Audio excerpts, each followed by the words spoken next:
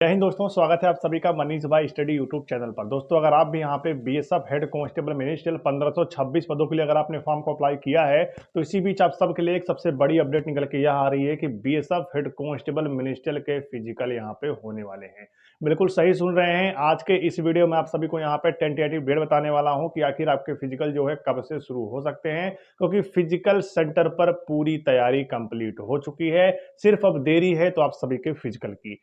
कहाँ तक प्रोसेस पहुंचा हुआ है, क्या होने वाला है और आपके डॉक्यूमेंट कौन कौन से चाहिए, ये बहुत ज़्यादा इंपॉर्टेंट रहने वाला है, जो कि इस वीडियो में आपको जानकारी मिलेगी।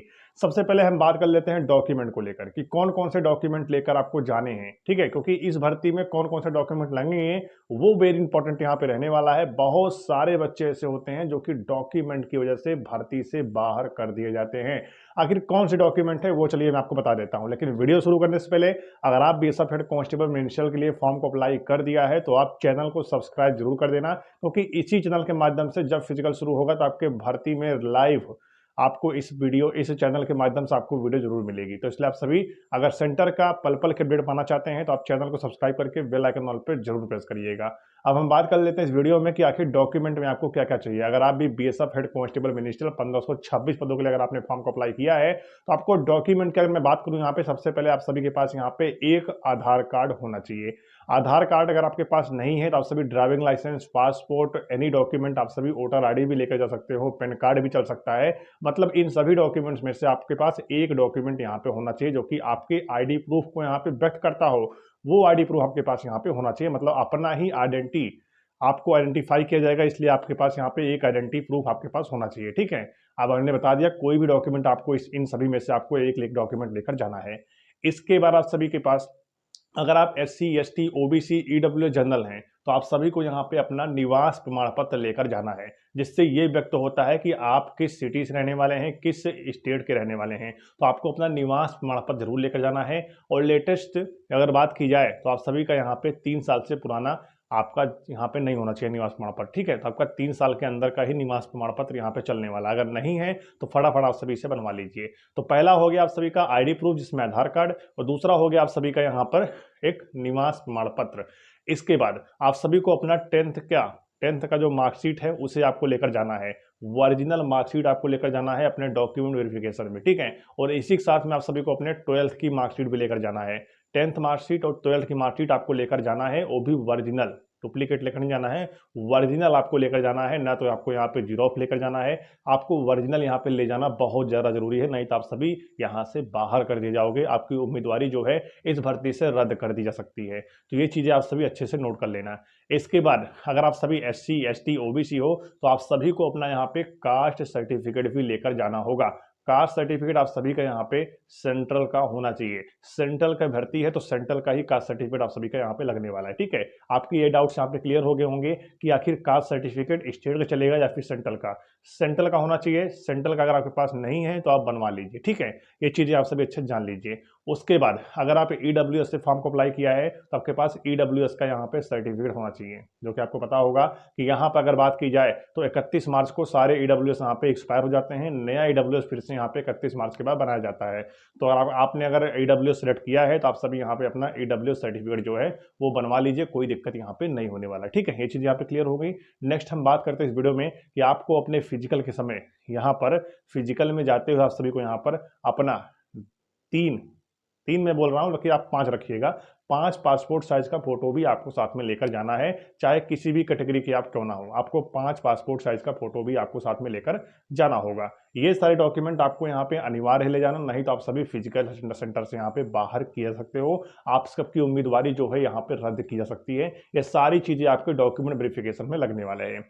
इसी के साथ में बहुत सारे बच्चे पूछ रहे थे कि मैं बता दूं आप सभी को, इसी के साथ में आप सभी के पास मैंने आपको जितना डॉक्यूमेंट बोला है इन सभी डॉक्यूमेंट के आपके पास 2-2 फोटोकॉपी भी होने चाहिए। सभी डॉक्यूमेंट के 10th का मार्कशीट है उसका भी आपके पास 2 फोटोकॉपी यहाँ पे होना चाहिए, और 10th का मार्कशीट ओरिजिनल भी आपके पास होना चाहिए। क्योंकि डॉक्यूमेंट वेरिफिकेशन में होता क्या है कि आपका एक हाथ में पकड़ेंगे ओरिजिनल डॉक्यूमेंट और दूसरे में पकड़ेंगे फोटोकॉपी, दोनों को मैच करेंगे और फोटोकॉपी रख लेंगे और ओरिजिनल आपको फिर से वापस कर देंगे।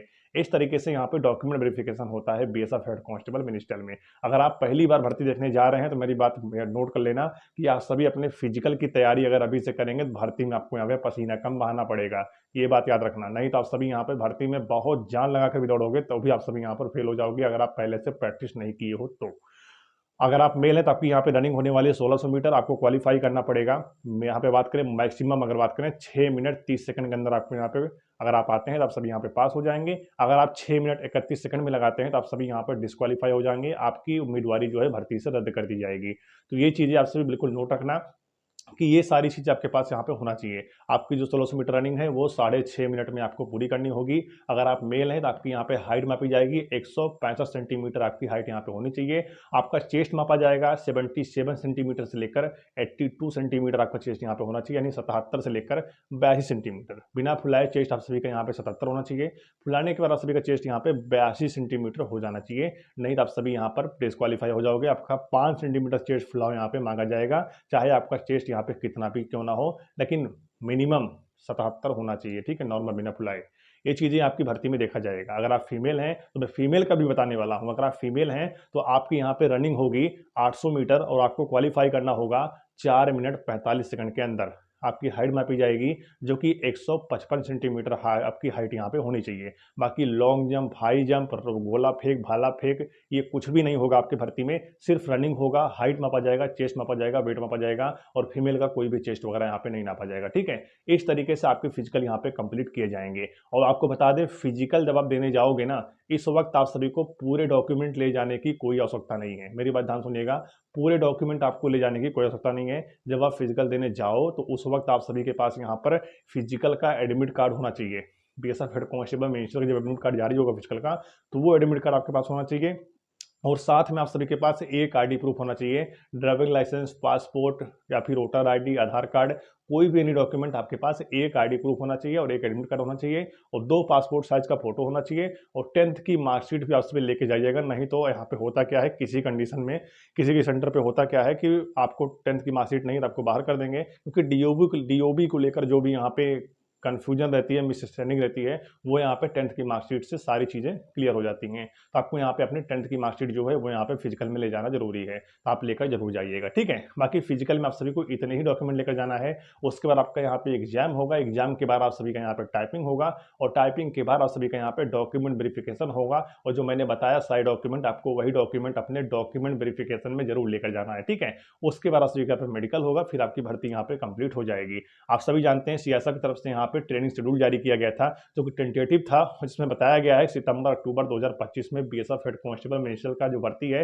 वो कंप्लीट करके बच्चों को ट्रेनिंग के लिए भेजा जाएगा। तो कहीं ना कहीं देखा जाए पूरा आपके पास 1 साल का समय बचा हुआ है। इस 1 साल के अंदर आप चाहो तैयारी करके सिलेक्शन पा सकते हो, अगर आप चाहो तो जैसे अभी हो वैसे ही रह सकते हो। आपके ऊपर डिपेंड करता है, फैसला आपके हाथ में है, आप चाहे जो करो आपके ऊपर डिपेंड करता है। लेकिन मैं तो आपको ये सजेस्ट करूंगा कि अपने फिजिकल के साथ में अपने रिटर्न एग्जाम की तैयारी जो है अभी शुरू कर दीजिएगा, जिससे कि आप सभी यहाँ पर फिजिकल के साथ रिटर्न एग्जाम भी क्वालिफाई कर जाओ।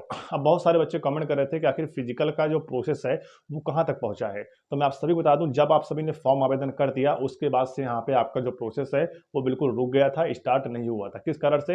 एसएससी जीडी की भर्ती की वजह से यहाँ पे रोका गया था। लेकिन अभी यहाँ पे आपको पता होगा 8 नवंबर तक एसएससी जीडी का फिजिकल चलने वाला है। लेकिन बीएसएफ हेड कांस्टेबल मिनिस्टर का भी प्रोसेस जो है वो चल रहा है।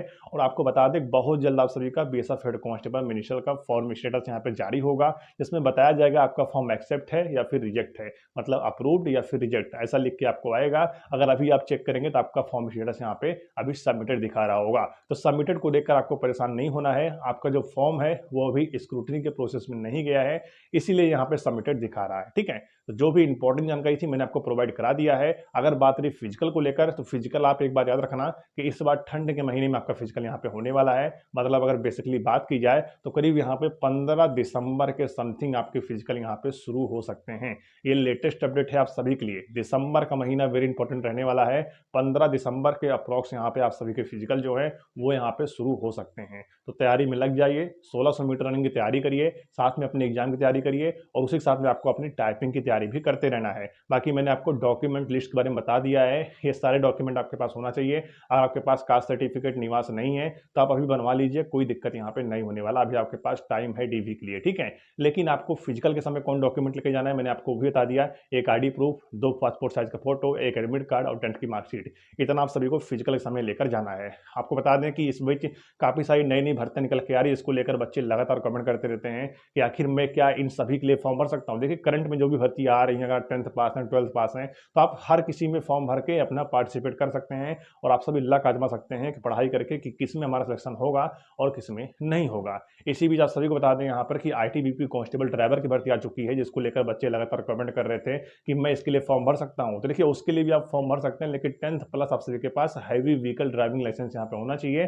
तो आप सभी इसके लिए एलिजिबल होंगे। और आपको बता दें कि आईटीबीपी कांस्टेबल ड्राइवर की बेस्ट बुक भी मार्केट में आ चुका है चक्षु पब्लिकेशन का, जिससे लेकर आप पढ़ सकते हैं। इसमें आप सभी को यहाँ पे आपके सिलेबस के अकॉर्डिंग 100% इसे तैयार किया गया है और आपके जो भी चैप्टर, जो भी टॉपिक, जो भी हर बार आपके एग्जाम में पूछे जाते हैं आईटीबीपी ड्राइवर के, वही आपको इस बुक में देखने को मिल जाएगा। और आपकी पूरी पूरी सहायता जो है ये बुक यहाँ पे कर देने वाली है। इसमें आप सभी को 1900 प्लस आप सभी को बहुविकल्पीय प्रश्न देखने को मिल जाएगा और साथ ही आपके 100% सिलेबस के अकॉर्डिंग इस बुक को यहाँ पे तैयार किया गया है। अगर आप भी आईटीबीपी ड्राइवर तैयारी कर रहे हैं या फिर आपके घर में या फिर रिश्तेदार में या फिर पड़ोसी में कोई कर रहा है, तो आप ये बुक जरूर सजेस्ट करिएगा चक्षु पब्लिकेशन का। मैं इसका लिंक जो है इस वीडियो को डिस्क्रिप्शन बॉक्स में दे दिया हूँ, जाकर आप परचेस करिए और अपनी तैयारी को यहाँ पे मजबूत बनाइए। तो ये सारी चीज़ें हैं, मैंने आपको बता दिया है। बीएसएफ हेड कांस्टेबल मिनिस्ट्रियल तैयारी करने वाले हर एक युवाओं को ये बात सुनना चाहिए और अपने डॉक्यूमेंट को अभी से तैयार करना चाहिए, क्योंकि अभी आपको पता है यहाँ पर कि आज करीब यहाँ पे अक्टूबर बीतने वाला है, नवंबर लगने वाला है और नवंबर के महीने में सभी का यहाँ पे फॉर्म स्टेटस जारी होगा।